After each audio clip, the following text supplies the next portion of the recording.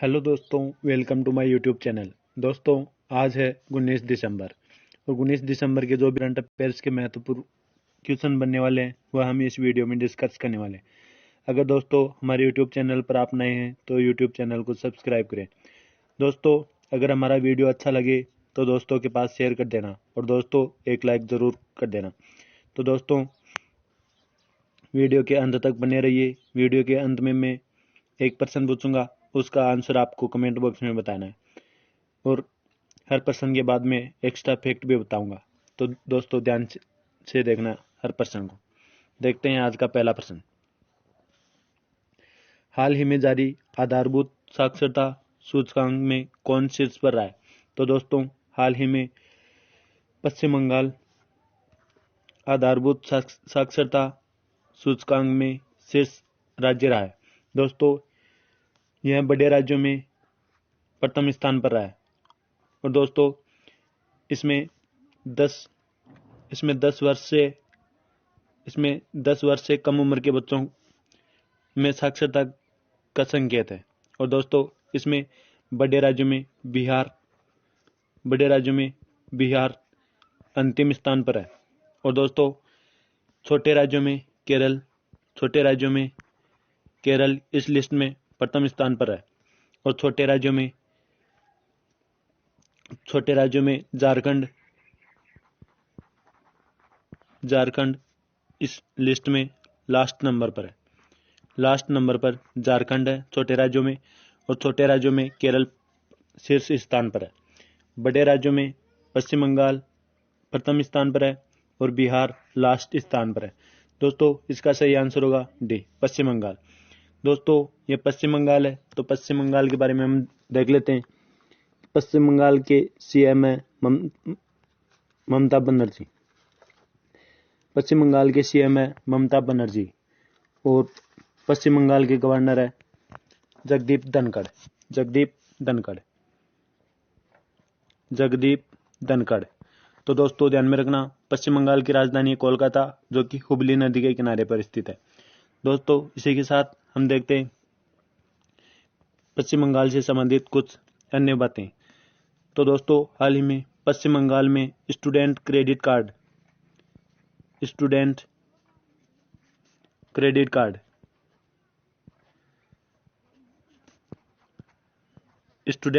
Card योजना यह भी हाल ही में पश्चिम बंगाल में चालू की गई है। इसी के साथ दोस्तों 100वीं किसान रेल संगोला से शालीमार तक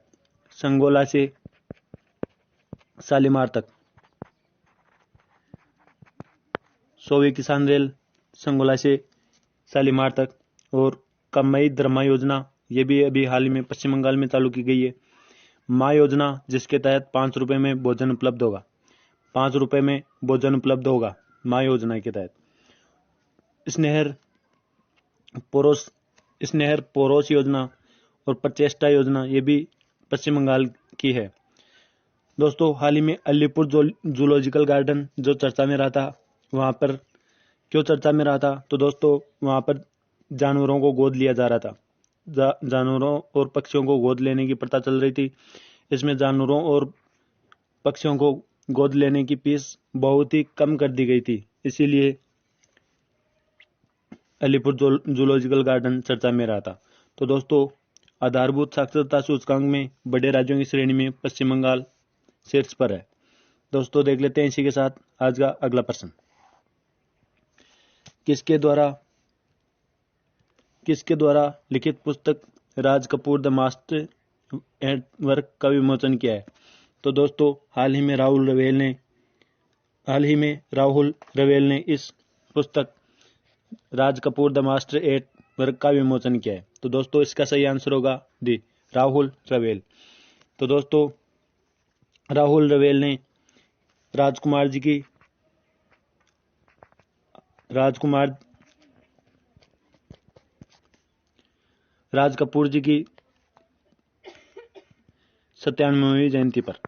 97वीं जयंती के अवसर पर दिल्ली से इसका विमोचन किया गया। दोस्तों हमारे उपराष्ट्रपति एम वेंकैया नायडू दोस्तों इन्होंने इस पुस्तक का विमोचन किया है। तो दोस्तों ध्यान में रखना इन सब चीज़ों को। इसी के साथ हम और देख लेते हैं कुछ अन्य पुस्तकें हैं और वो किनके द्वारा लिखी गई है उनके बारे में भी हम देख लेते हैं। तो दोस्तों मॉडर्न इंडिया ये पूनम दयाल दहिया ने लिखा है। प्राइड प्रेजुडिस एंड पंडितरी ये अभी हाल ही में डॉक्टर शशि थरूर ने अभी हाल में तेलंगाना के हैदराबाद से लॉन्च किए। How the earth got its beauty यह सुधा मूर्ति की पुस्तक है। The spirit of cricket in India तो ये स्टीव खान की पुस्तक है। द एंड गेम नामक उपन्यास ये हुसैन जैदी का उपन्यास है। तो दोस्तों ध्यान में रखना इन सब चीज़ों को। देख लेते हैं अगला प्रश्न। कहाँ मर्म चिकित्सा प्रशिक्षण केंद्र बनाने की घोषणा की गई है। तो दोस्तों हाल ही में उत्तराखंड में मर्म चिकित्सा प्रशिक्षण केंद्र खोलने की घोषणा की है। तो दोस्तों यह आयुर्वेद में विशेषज्ञता हासिल करने में मर्म चिकित्सा प्रशिक्षण केंद्र मदद करेगा। तो दोस्तों यह उत्तराखंड में मर्म चिकित्सा प्रशिक्षण केंद्र खोला जाएगा। तो इसका सही आंसर होगा उत्तराखंड डी। इसी के साथ हम देख लेते हैं उत्तराखंड। तो उत्तराखंड के सीएम है पुष्कर सिंह धामी और उत्तराखंड के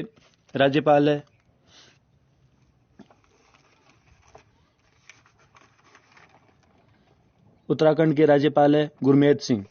तो दोस्तों इसी के साथ हम देख लेते हैं पहला वन चिकित्सा केंद्र ये उत्तराखंड में खोला गया है। भारत के पहले जैव विविधता उद्यान भारत वाटिका जिसका उद्घाटन भी उत्तराखंड में किया गया है। भारत का पहला लाइकेन पार्क ये भी उत्तराखंड में खोला गया है। और कॉमन चोरिया ऑयल जिसको हाल ही में जीआई टैग दिया गया है ये भी उत्तराखंड का ही है। दोस्तों अभी हाल ही में बिहार का मखाना जिसको भी जीआई टैग दिया गया है। दोस्तों उत्तर भारत का सबसे बड़ा पामेटम हल्द्वानी में खुला है। भारत और यूके ने उत्तराखंड में अजय वारियर अभ्यास शुरू करने की घोषणा की है।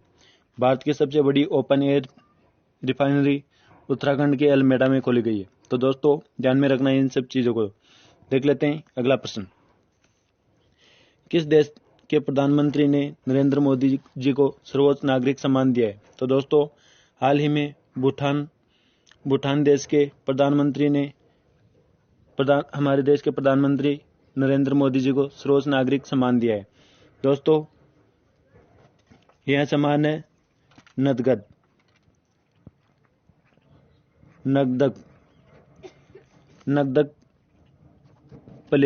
प्लेगी। दोस्तों नगदक प्लेगी खोरलो यह भूटान का सर्वोच्च नागरिक पुरस्कार है। दोस्तों यह क्यों दिया गया है? तो दोस्तों भारत में नरेंद्र मोदी जी के कार्यकाल में भारत और भूटान के मध्य जो भी मैत्रीपूर्ण संबंध बने इसी के लिए भूटान ने यह सम्मान दिया है। भूटान और भारत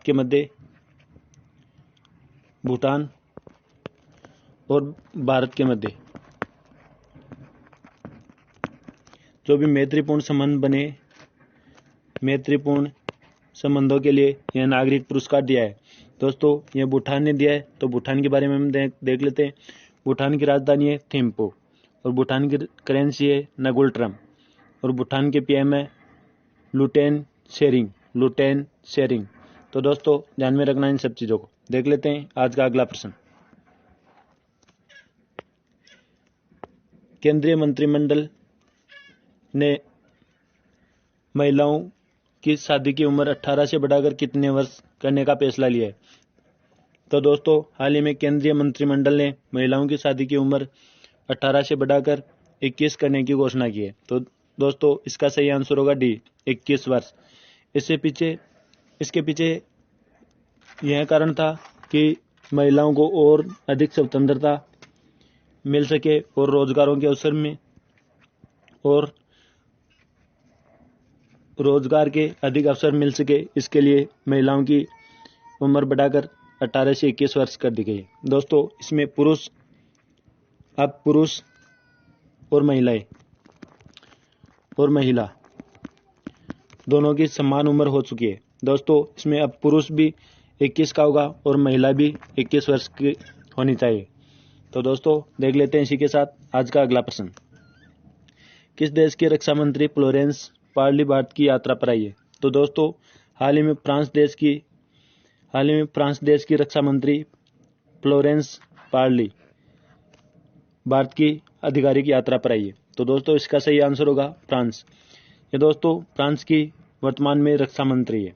दोस्तों ये फ्रांस ने किया है, तो फ्रांस के बारे में हम जान लेते हैं। फ्रांस की राजधानी है पेरिस। और करेंसी है यूरो। तो दोस्तों फ्रांस की राजधानी है पेरिस और फ्रांस की करेंसी है यूरो और इसके राष्ट्रपति है इमैनुअल मैक्रोन। तो दोस्तों ध्यान में रखना इन सब चीजों को। देख लेते हैं आज का अगला प्रश्न।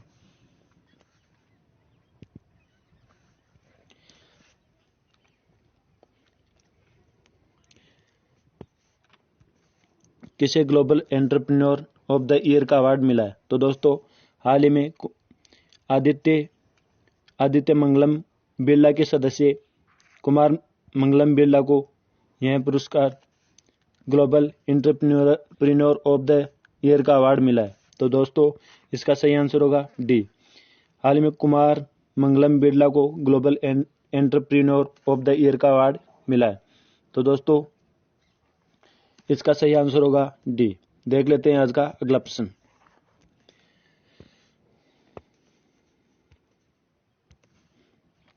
किसने इलेक्ट्रिक वाहन बनाने के लिए BMW मोटराइड के साथ समझौता किया है? तो दोस्तों हाल ही में TVS ने इलेक्ट्रिक वाहन बनाने के लिए BMW मोटराइड के साथ समझौता किया है। तो दोस्तों यह इसका सही आंसर होगा डी TVS। यह TVS ने किया है, तो TVS के बारे में हम जान लेते हैं। TVS की स्थापना हुई थी सन 1978 में इसकी स्थापना हुई थी। इसका हेडक्वार्टर है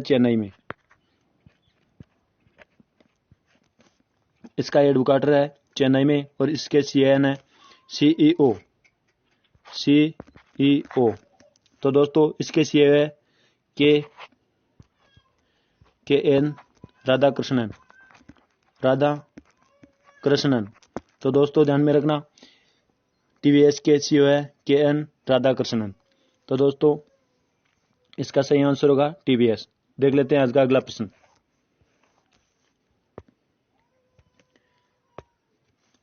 किसने लंदन के विंडसर कैसल में नाइटहुड की उपाधि प्रदान की है? तो दोस्तों हाल ही में लुइस हैमिल्टन फॉर्मूला वन के ड्राइवर लुइस हैमिल्टन ने लंदन के विंडसर कैसल में नाइटहुड की उपाधि प्राप्त की है। तो दोस्तों इसका सही आंसर होगा डी लुइस हैमिल्टन। दोस्तों यह 7 बार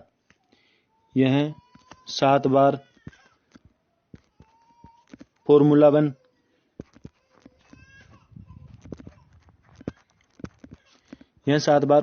वन के चैंपियन रह चुके हैं। दोस्तों अभी हाल ही में इनको लंदन के विंडसर कैसल में नाइटहुड की उपाधि प्राप्त की है।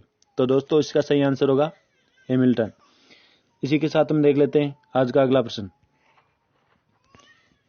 कौन software technology parks of India के महानिदेशक के रूप में कार्य के रूप में शामिल हुए हैं?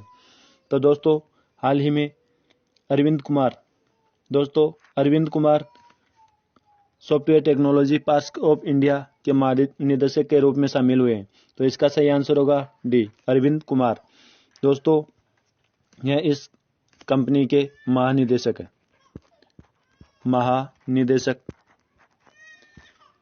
तो दोस्तों ध्यान में रखना इन सब चीजों को। देख लेते हैं अगला प्रश्न।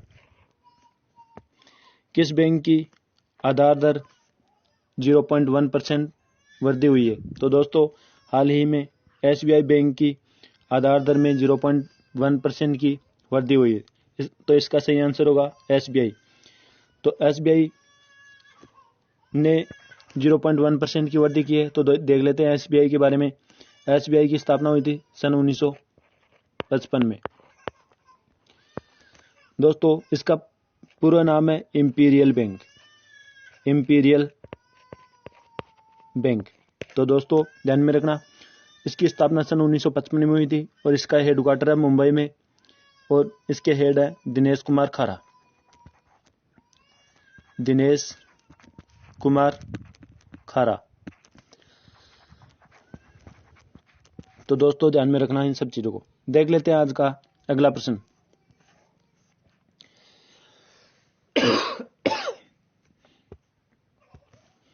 राष्ट्रपति रामनाथ कोविंद ने कहां पर ऐतिहासिक काली मंदिर का उद्घाटन किया है? तो दोस्तों हाल ही में बांग्लादेश की राजधानी ढाका में हमारे राष्ट्रपति रामनाथ कोविंद जी ने ऐतिहासिक काली मंदिर का उद्घाटन किया है। तो इसका सही आंसर होगा डी, ढाका। दोस्तों इस मंदिर को सन 1971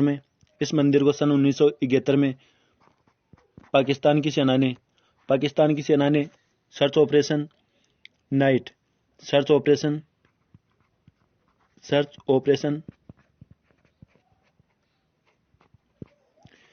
नाइट।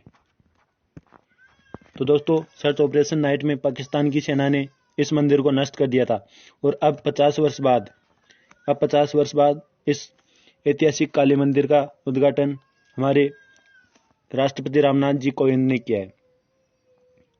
तो दोस्तों यह ढाका बांग्लादेश में किया है। तो बांग्लादेश के बारे में हम जान लेते हैं। बांग्लादेश की पीएम है शेख हसीना। दोस्तों शेख हसीना शेख मुजीबुर रहमान की बेटी है और शेख मुजीबुर रहमान जो बांग्लादेश के संस्थापक है शेख मुजीबुर रहमान। तो दोस्तों शेख मुजीबुर रहमान ये बांग्लादेश के संस्थापक है। इनको अभी भारत के द्वारा गांधी शांति पुरस्कार 2020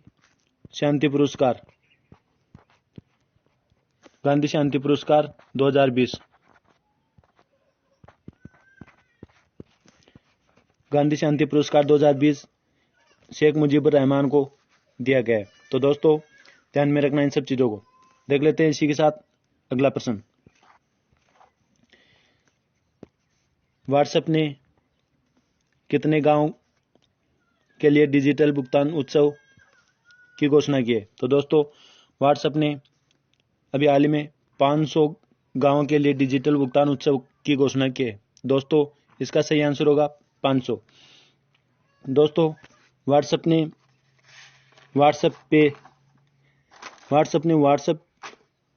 पे के थ्रू डिजिटल भुगतान को बढ़ावा देने के लिए व्हाट्सएप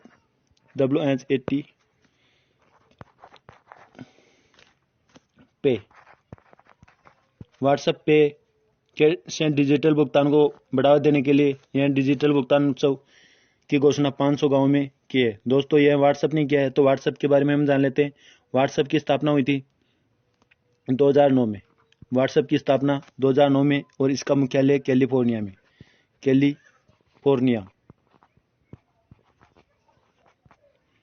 तो दोस्तों इसका मुख्यालय कैलिफोर्निया में और इसके सीईओ है विल के कार्ड। तो दोस्तों इसी के साथ हम देख लेते हैं कि 19 फरवरी 2014 को इसका अधिग्रहण फेसबुक ने कर लिया था। तो दोस्तों ध्यान में रखना इस सब चीजों का। और वर्तमान में फेसबुक का नाम क्या है? मेटा कर दिया गया है। इसके सीईओ कौन है? तो दोस्तों इसके सीईओ के बारे में हम जान लेते हैं। इसके सीईओ है विल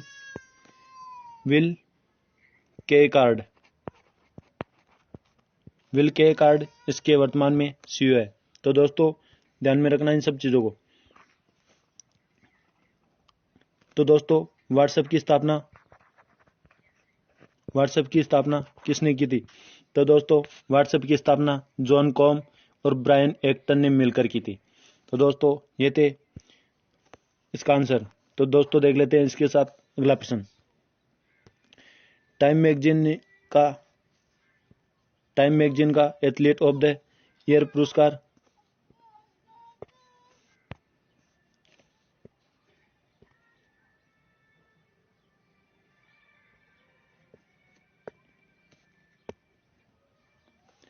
टाइम मैगजीन का एथलीट ऑफ द ईयर किसे नामित किया है?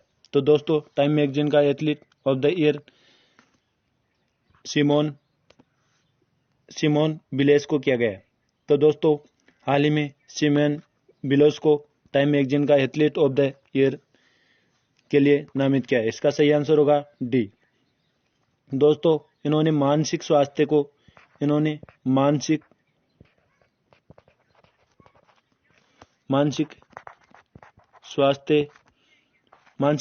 को सबसे पहले रखा, इसीलिए इसे टाइम मैगजीन के द्वारा एथलीट ऑफ द ईयर नामित किया गया। तो दोस्तों देख लेते हैं आज का प्रश्न। दोस्तों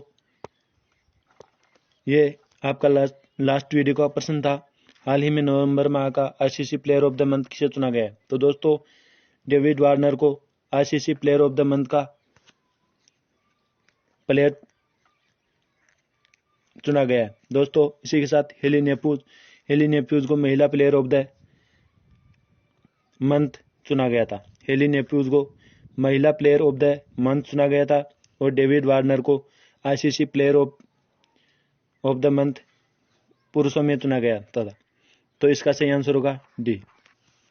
दोस्तों आज का प्रश्न है हाल ही में अंतर्राष्ट्रीय चाय दिवस कब मनाया गया है? तो दोस्तों इसका आंसर आपको कमेंट बॉक्स में बताना है। दोस्तों ये थे आज के प्रश्न। दोस्तों अगर हमारा वीडियो अच्छा लगा हो तो लाइक कर देना। थैंक यू दोस्तों।